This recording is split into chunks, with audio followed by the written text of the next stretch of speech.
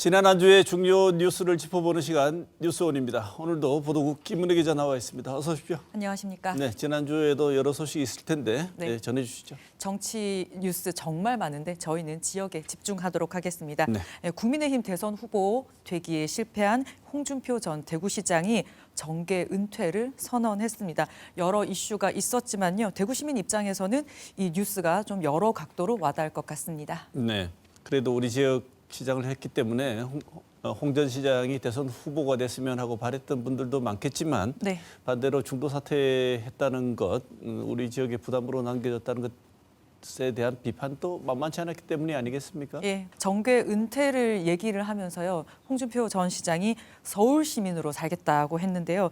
이 말에는 지지했든 지지하지 않았던 이 대구 시민들에 대한 배려가 있는가 이런 생각이 들었습니다. 이건 좀 감정적일 수 있다 싶긴 하더라도요. 홍 전 시장의 중도 사퇴는 비판을 많이 받을 수밖에 없었습니다. 민선 8기 취임과 동시에 바꾸고 또 한 일이 많았고 그중에는 정말 홍 전 시장의 스타일대로 추진하고 힘실었던 정책들이 많기 때문인데요. 여러 번 언급됐습니다만 한 가지를 살펴보면 맑은 물 하이웨이 사업이 있습니다. 대구 취수원을 구미 해평정수장이 아닌 안동댐으로 옮기는 안이었는데요. 안동댐 물이 과연 식수로 안전한가부터 관로를 건설하는 데 드는 비용은 괜찮나 이런 데 대한 우려가 쏟아졌지만요. 홍 전 시장이 정말 강하게 추진을 했죠. 이 사업은 특히 정부 협의 그리고 지원이 중요한데 이 사업 또한 사실상 표류 상태입니다. 대구 시민들이 먹는 물에 상당히 예민하잖아요. 그런데 대구시, 구미시가 다 협의했던 사안이 중단됐고 그리고 이 사업도 표류가 되면서 우리 식수원, 안전한 식수원 확보하는 시기는 더 미뤄질 수밖에 없는 상황이 됐고 여전히 과제로 남아 있습니다. 네, 이제 동상만 남았다 이런 말도 있습니다. 네. 홍 전 시장이 일방적으로 추진한 것 중에 하나가 또 이 박정희 대통령 기념 사업입니다. 물론 이 보수의 심장이라고 하는 대구에서 박 전 대통령 기념하는 사업을 반기는 분들도 많았습니다. 그렇지만 반대하는 목소리 분명히 있었고요. 또 굳이 동상을 세우면서 기념을 해야 되냐, 그 돈을 좀 다른 방식으로 쓰면 안 되냐 이런 다른 견해가 있었을 수도 있는데 이런 것들을 듣는 절차를 홍 시장은 거치지 않았습니다. 부족했다는 것 자체가 문제였죠. 네. 시장 대행 체제가 홍 전 시장을 지우기를 할 가능성은 별로 높아 보이지는 않아 보입니다만 네. 그래도 홍 전 시장으로 인해서 좀 좋지 않았던 점이 있었다면 빨리 지워서 없애야 된다는 요구도 있지 않습니까? 네, 대행 체제는 결국 기존의 틀 안에서 할 수 있는 걸 하면서 보낼 것 같습니다. 그런 예측이 많은데요. 결국은 굵직한 현안을 수정하거나 재추진하거나 폐기하거나 이런 것은 결국 내년 지방선거 차기 시장 손에 달려 있을 겁니다. 그런데 이 박정희 전 대통령 기념 사업은요, 일단 재논의가 될 전망입니다. 대구시 의회가 시민단체가 낸 박정희 대통령 기념 사업에 관한 조례 폐지 청구를 수리했습니다. 박정희 우상화 반대 범시민운동본부는요, 지난 1월까지 서명운동을 했습니다. 시민 서명운동을 했고 14,700여 명이 서명을 했습니다. 물론 이 대구시 의회가 이 청구를 수용한 게 조례를 폐지한다고 볼 수는 없습니다. 일단은 청구 요건을 충족했기 때문에 시의회가 수리를 한 거고요. 이 수리된 청구는 30일 이내에 의장 명의로 폐지안이 발의가 돼야 되고요. 1년 이내에 상임위인 기획행정위원회와 그리고 본회의 의결을 거쳐야 합니다. 1년 내에 심의가 만약에 되지 않으면 한 차례 기간을 더 연장할 수 있습니다. 네, 지금 말씀하신 내용은 시의회가 어떤 의지를 가지느냐의 문제고 네. 대구시의 의지에 따라 또 바뀔 수 있는 내용도 있지 않습니까? 네, 대구시는 홍 시장 재임 기간 동안 언론이나 시민단체를 대상으로 여러 건의 고발을 했습니다. 무고죄와 명예훼손 등으로 7건이 있는데요. 이 중에 5건은 수사기관에서 종결 처리가 됐고요. 나머지 2건이 아직 결론이 나지 않았습니다. 대구 경북 신공항 관련해서 저희 대구 문화방송이 방송한 내용을 대상으로 대구 문화방송 관계자들을 명예훼손으로 고발한 건, 그리고 대구로 사업과 관련해서 무고죄 맞고발이 있는데요. 2건 다 지금 대검에서 수사가 진행 중에 있습니다. 그리고 이 퀴어 문화축제와 관련을 해서 주최 측이 낸 손해배상 소송 같은 경우에요. 홍 시장을 빼고 대구시가 손해배상을 하라 이런 판결에 대해서 주최 측 그리고 대구시도 다 불복해서 지금 대법원에서 결론을 기다리고 있습니다. 이런 과정에서요, 수임료 등의 이 법률 비용이 발생을 하잖아요. 그래서 이 홍 시장 개인 돈으로 하냐, 시 예산으로 하냐, 이런데 시 예산을 쓰는 게 맞냐, 이런 비판도 있었거든요. 그동안 홍 시장이 이제 떠나고 나서 한 언론이 남은 사건을 대구시가 지금 취하 여부를 검토하고 있다, 이렇게 보도를 하기도 했는데요. 대구시 의지는 어떤 것인지 추이를 좀 지켜봐야 할 것 같습니다. 네, 홍준표 전 시장이 우리 대구 지역 주민들한테 뭔가 섭섭한 게 있었던가요? 이게 그냥 한 명의 평범한 시민으로 돌아가겠다 이랬으면 좋았을 텐데 대구 시민들의 의문의 일패는 조금 섭섭합니다. 네, 다음 소식 전해주시죠. 네, 지난 3월 경북 그리고 경남에서 역대급 산불이 발생한 이후에 지금 입산 통제가 이루어지고 있는데요. 그런 상황에서 대구에 도심 산불이 발생했습니다. 도심형 산불의 위험성을 느낄 수 있었습니다. 네, 이게 산불이 발생한 곳이 대구 북구 함지산인데요. 네.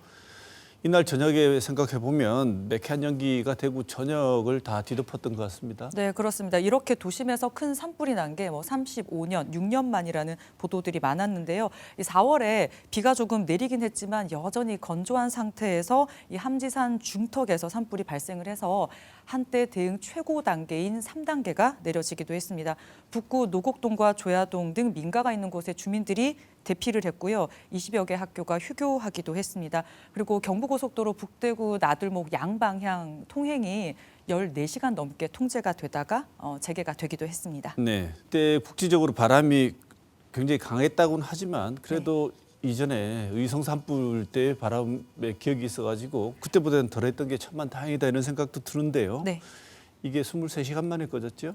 예, 큰 불이 23시간 만에 꺼졌었고 재발화가 있긴 했지만 다 꺼졌습니다. 이 산불을 끄기 위해서 수천 명이 넘는 진화 인력과 이 특수 산불 진화 장비가 투입이 됐습니다. 이 산불이 난 지난 4월 28일 밤 10시쯤의 진화율이 19%, 20% 정도였는데요. 보통 해가 지면 헬기 운항이 불가능하기 때문에 밤 사이에는 불이 더 번지지 않게 이 방어선을 구축하는 게 진화 작업의 주된 방식인데 이번에는 국내에서 처음으로 수리온 헬기가 야간 진화 작업에 투입이 됐습니다. 물탱크 용량은 2,000리터로 많이 크진 않지만요. 투시경과 센서가 있어서 야간 비행이 가능한 기종이거든요. 그 덕분인지 다음 날 오전 6시 진화율이요. 65%로 야간보다 크게 올랐습니다. 네, 큰 대형 산불이 발생하고 난 이후에 항상 진화 장비를 보강해야 된다 이런 얘기들이 계속 나왔는데요. 네. 이번에는 도심형 산불 이게 얼마나 위험한지를 보여줬다 이런 얘기가 나온다면서요. 네, 함지산 같은 경우에요. 일부 방향, 북동쪽 방향만 이 산림으로 연결이 돼 있고 거의 대부분 사방이 주거 지역이었습니다. 요즘에 이 숲세권이라는 말로 주거 환경의 가치를 설명을 하기도 하지만 이 도심 같은 경우에 전기, 도시가스 이런 여러 위험 요인들이 밀집해 있기 때문에 인명과 재산 피해 위험이 많습니다. 기후변화 등으로 산불 위험이 높아지고 있는 만큼 또 구조 전환이 시급하다 이런 지적이 나오고 있는데요. 산림과 민가 사이에 불씨 확산을 물리적으로 차단할 녹지 조성 등 완충지대가 필요하다는 전문가 분석이 있고요. 또 CCTV나 드론 등을 활용을 해서 이 화점을 초기에 발견해야 한다 이런 대책들도 나오고 있습니다. 여기저기서 그렇게 신신당부를 하는데도 정말 말 안 듣는 분들이 너무 많으신 것 같아요. 제발 산불 예방에 우리가 좀 더 관심을 기울이고 그리고 또 초기 최대한 빨리 진압하는 게 대응이 하는 게 효용이 훨씬 높으니까 여기에도 관심을 기울여야 될 것 같다 이런 생각이 듭니다. 네. 마지막 소식 전해주시죠. 네, 국내에서 가입자가 가장 많은 이동통신사 SK텔레콤에서 이 가입자 정보 유출 사건이 발생을 했습니다. 많은 분들이 내 전화도 복제가 될 수 있는 거 아닌가 불안하신 분들이 많으십니다. 네, 이 불안 엄청난데요. 유심 정보가 다 빠져나갔다는 건데 네. 정부는 그렇다고 하더라도 스마트폰이 하나 다 통째로 복사될 정도는 아니다 이렇게 얘기하죠. 예, 일단 유심이 뭐냐면요. 유심은 휴대폰의 신분증 같은 겁니다. 이동통신 서비스 망에 접속을 할 때 가입자를 식별하기 위한 정보가 담겨 있는데요. 과학기술정보통신부가 1차 조사 결과를 발표를 했는데 이 결과에 따르면 가입자 전화번호와 가입자 식별번호 그리고 유심 인증키, 유심카드 1년 번호 등 복제에 활용될 수 있는 유심 정보 4종류하고 SK가 관리하고 있는 정보 21종이 유출이 됐습니다. 다만 유심을 복제해서 휴대폰을 하나 더 만드는 건 어려울 거다 이렇게 1차 조사에서 말을 했는데요. 왜냐하면 통신사 네트워크에 접속을 하고 인증할 때 사용하는 정보인 단말기 고유 식별 번호라는 게 있어요. 이 정보는 유출되지 않았다라고 설명을 했습니다. 이 단말기 고유 식별 번호가 없으면 복제폰을 만드는 게 불가능하고 또 유심에는요. 공인인증서라던가 이런 개인정보가 담겨 있지는 않기 때문입니다. 하지만 요즘에 내 개인정보가 어디에도 유출되지 않았다고 생각하시는 분들 없으시잖아요. 거의 공공재처럼 떠돈다 이런 말을 하고 있는데 이 유심 정보와 이 다른 내 개인정보가 결합을 해서 다른 범죄에 이용되지 않을까 이런 불안이 클 수밖에 없습니다. 뭐 핸드폰으로 요즘 뭘 하다 보면은 그 통신사 개인 인증을 받기도 하잖아요. 이런 우려 때문에 일부 금융기관에서는 SK텔레콤의 개인 인증을 중단을 하기도 했습니다. 예. 이 일 벌어지고 난 뒤에 난리 법석이 났지요. 네. SK텔레콤이 유심 교체 진행하는데 원하는 만큼 물량이 미치지도 않고 그렇긴 하지만 교체하고 있고 유심 보호 서비스 가입하라고 하는데 이렇게 하면 안전합니까? 네, 가장 안전한 건 유심 교체라고 합니다. 그런데 지금 SK는 교체를 해주겠다고 하지만 재고가 부족한 상황이기 때문에 예약을 하는 방식을 받고 있습니다. 그리고 유심 보호 가입 서비스가 있는데요. 이게 지금 SK가 무료로 받아주고 있어요. 초반에는 너무 사람들이 많이 몰려서 사실 그 앱에 수십만 명이 대기를 하고 대기 시간이 수십 시간이 뜨는 충격이 벌어지기도 했습니다. 이 일은 벌어졌습니다. 이 일은 네. 벌어졌으니까 수습을 해야 되는데 이 수습해야 되는 SK의 대처에 대해서 정말 많은 비판이 있는 것 같아요. 여기는 정부에 대한 비판도 빠지지 않는 것 같습니다. 네, 해킹을 당한 거는 홈 가입자 서버라고 불리는 HS라고 하는데요. 핵심 정보를 저장하는 서버인데 암호화가 돼 있지 않다고 합니다. 일단 이런 문제가 요즘 좀 지적이 되고 있고요. 이 해킹을 당한 게 최초로 이상을 감지한 게 4월 18일이라고 합니다. 그런데 SK가 한국인터넷진흥원에 신고한 게 4월 20일입니다. 규정대로는 24시간 안에 해야 한다고 하는데 이것도 늦었습니다. 그리고 외부로 알려지기 시작한 게 4월 22일 이후인데요. 이것도 고객들에게 문자 메시지를 보내거나 이런 알림을 준 게 아니라 그 SK텔레콤 홈페이지 뉴스룸을 통해서 알리면서 또 너무 대응이 늦었다 이런 비판이 나오고 있습니다. 유심 재고는 턱없이 부족한데도 또 교체를 해주겠다고 하면서 피해를 본 고객들이 매장을 찾아서 오픈런을 하고 긴 시간의 대기를 하면서 불편을 겪게 하고 있습니다. 또 아예 이동통신사를 바꿔야겠다 이렇게 마음먹는 소비자들도 계신데요. 위약금에 대해서도 좀 미적지근한 태도를 보이면서 국회에서 문매를 맞기도 했습니다. 그리고 정부 관계자는 이 사태로 SK텔레콤이 또 피해를 본다라는 뉘앙스로 말을 하기도 해서 많은 비판을 받았습니다. 지금 이것과 관련해서 관련 뉴스들이 정말 매일 새롭게 쏟아지고 있는데요.